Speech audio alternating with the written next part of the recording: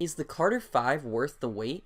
What's up, fam? Welcome to the Svetz Series. Josh Svetz here, and today we are reviewing the long-awaited, heavily anticipated Carter V by none other than Lil Weezy F baby, Lil Wayne. Look, I don't really need to tell you this. Lil Wayne's a legend. He's one of the most influential and important rappers of the 2000s. But recently, with some health scares as well as some subpar mixtapes and material, he hasn't really been on his A game. Add into that all the legal battles he's had regarding the Carter V, and it's been a tumultuous time for Wayne, to say the least. But that one shining hope was the Carter V. It was tied up in a lot of legal stuff, but after 4 years, originally supposed to be released in 2014, it comes to us in 2018. First off, before we even get into the review stuff, it's just great to finally hear this album. I didn't even know if we ever would hear this album or when we would. And I know it was extremely important to Wayne. He really pushed for this and wanted this to be out. So I like to see Wayne win. He's one of the guys that I listened to a lot in my middle school and early high school days. He basically soundtracked that shit. And also, just expect part of this tape to feel kind of dated. A lot of these recordings were done in 2013 and 2014. So while there's probably some remixing, some remastering, some of those recordings probably just went untouched. And a couple of the tracks here, I definitely heard that on. But just have that in mind before you go into this album. This 90-minute, 23-track project has Wayne at his most personal, but also the hungriest he's been in a while. The album starts with a heart-wrenching, almost tear-inducing intro from Wayne's mom, as she talks about just being proud of her son and hoping for his well-being, while also talking about her excitement for the album and all the buzz surrounding it from people she's talked to. It's a pretty heavy intro that, at first, honestly threw me off, but as you go through the album, it will make sense over time, which we will get to. From this intro, we transition into Don't Cry, featuring the late XXXTentacion. And I think this is a lot more of a tasteful track than that Falling Down thing with Lil Peep. X sounds a little bit more at home here. You can tell that they just took the vocals and doctored it in, but the mixing is so much better, and I just think it's tasteful overall. Wayne raps about his career, his life, and just his mental state. It's not a bad track, it's not a great track either, but I do appreciate it just because it did X a lot more justice than what we've heard so far since his death. Uproar has up-tempo, energetic production from Swizz Beatz, and it samples G-Dep's special delivery, with Wayne jumping on the beat sounding hungry, vintage, confident, and in control. And that's one of the themes of this album. Wayne really sounds at home at a lot of these tracks. The first true standout for me, though, comes on Can't Be Broken. Wayne sounds more focused than he's been in years, and the dark light piano really makes this dramatic atmosphere pop. In 1982, my mama take me to a space shuttle, say now I'm You sound, look at him. unless you go and take the neighbor's food and be afraid of poo. Oh, but we got to talk about Mona Lisa. This is an absolute banger. Here, Wayne spits an onslaught about just not trusting these hoes and kind of thinking twice about the Mona Lisas of the world.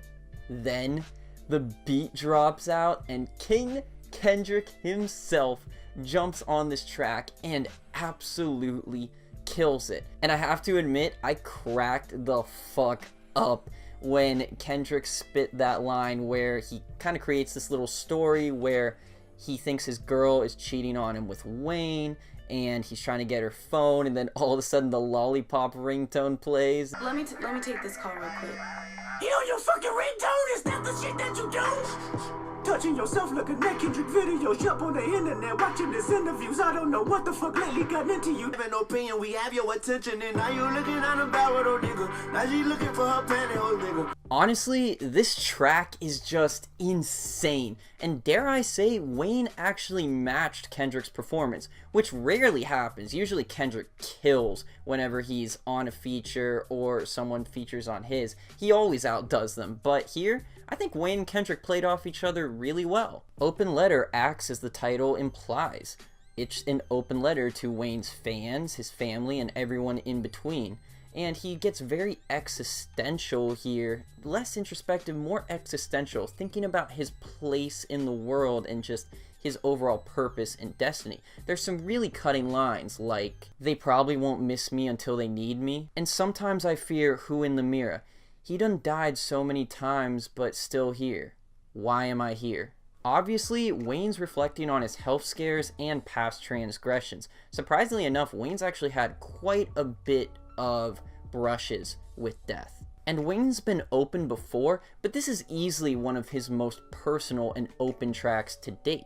Famous has some genuinely gorgeous vocals from Regina Carter, and has Wayne talking about his rise to fame and how he left more of the underground street scene of hip-hop for the mainstream, and what that kind of did to his fan base and just his perception overall. It also reflects on the loss of self because of the fame, feeling like he doesn't even know who he's looking at in the mirror anymore. Can't talk to myself cause mama said don't talk to strangers. Dope has a sick feature from Snoop and an awesome sample of Explosive. Took His Time is another huge highlight for me, with an infectious chorus, spacey, soulful instrumentals, and a nice little slick piano line. I'm also really digging the beat skips on it. It was perfect timing on those. Some snappy bars on Used To, where Wayne just unleashes on the track, and I love the kooky, eerie instrumental. And the outro to this song actually sets up the final track, as Wayne's mom talks about the incident where he shot himself in the chest at 12 years old, saying that she wasn't sure if it was an accident or if he was just playing with the gun, and Wayne never told her. Leading into Let It All Work Out, with a gorgeous interpolation of Sampha's indecision. The light snares add a measured rhythm to this track, but the main point of this song is his suicide attempt confession. The story goes that Wayne's mom initially didn't let him join Cash Money Records, and as a 12-year-old feeling like he lost his dream, he came home really depressed, grabbed her gun, and played with it for a little bit, and then shot himself 2 inches from his heart. He leaves no detail unturned here. He is so descriptive and sets the scene that you can literally picture it. It gives you chills. I had goosebumps by the end of this track.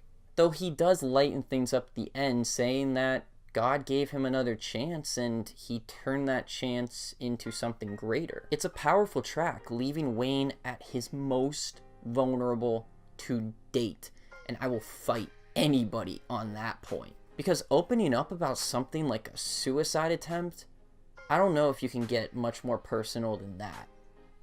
Now, some of you may have connected the dots already, but if not, let me explain the relationship between the intro and the outro. Wayne's mom initially didn't want him to rap, and it led him to a suicide attempt. And he never told her about it. Years later, she's finally come around to her son's dream of rapping and understood that all these different experiences were to make him as great of a rapper and as influential as he's become. And this is evidenced by the intro where she praises his rapping, of course. Years later, Wayne is finally opening up to it and using the song to tell her about what happened, but not coming from a bitter place, more an accepting and honest place, and saying that everything's fine no matter what, because in the end, it all worked out. He's setting aside the pain of the past and reassuring her that all this was for a reason.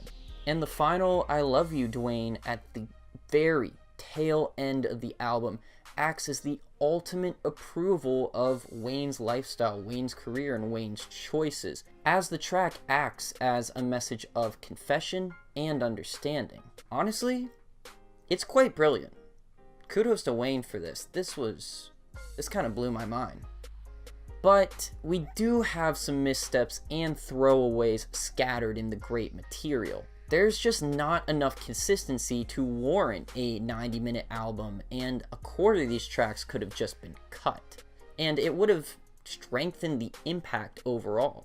Dedicate sounds like a B-side, though I understand Wayne's placing of it, as he wanted to use that track to remind people of his greatness. Dark Side of the Moon has some really good singing actually by Nicki Minaj, but other than that, Wayne's vocals aren't too great, the instrumentals are pretty generic and blah, and all of it just has this cliche feeling of an early 2010s R&B rap fusion track. Problems is an attempt at introspection, but compared to the other personal deep tracks on this, it's pretty surface level. There's some shoddy singing across it, and it's just very bleh. Plus, this is some of the worst mixing on the album. I don't know what the hell was going on. It's just kind of a mess. Finally, and this is probably the worst part of it, between Took His Time and Mess, there is a huge slog, as all the tracks are either throwaways or just not that interesting. Open Safe is where the datedness really rears its ugly head, which I have no problem with DJ Mustard, but this is a super generic, super beat, and it sounds exactly like a super mainstream, dumb 2013-2014 rap song that is bad, and no one would remember if it came out then. For the most part, I forgave the datedness, but this track is not going to get that pass from me. It's just too blatant. Start This Shit Off is a pretty cool callback, but for a party track, this just isn't going to work. I get the late 90s and early 2000s vibe. I also think Ashanti's feature is really cool, but you're not going to put this on in the whip. You're not going to put this on at a party. You're not going to get the party bumping for this. So if you can't do that, what's the point of this track? The flows aren't clever, and Wayne just didn't bring his A game. And finally, Demon plays with a concept, but just doesn't have much to say. And his singing, again, it can be bad at certain points of this album, but sometimes it's a little bit more forgivable. But here, no. Still, for me, the good actually outweighs the bad. Wayne sounds better than he has in years, and even with the missteps, this is a pretty focused project. Though, admittedly, it probably would have sounded a lot better in 2014. For example, What About Me would have easily been a top 40 hit on every station. That aside, though, it's just good to hear Wayne again, and hear him so hungry and energetic, focused, and of course, it feels like he really tried and wanted to make a good album, and by all accounts, I think he did. It shows that he has something left in the tank. Ultimately, I think Wayne came through here, and a lot of these tracks are going to make my rotation. It's not album of the year, but I think it did what it was supposed to do. It's going to satisfy Wayne fans, and it'll probably get him some hits. So if you asked me what I thought of Lil Wayne's Carter V, I'd tell you, this shit bumps. It's a pretty good album. There are some solid tracks scattered through. But what did y'all think? Did this live up to your expectations, or were you disappointed? Whatever you thought, comment below and make your voice heard. Like, subscribe, and don't be afraid to criticize. And remember, those likes really do help, especially as a small channel. So I would appreciate any type of engagement. This has been the Svetz Series.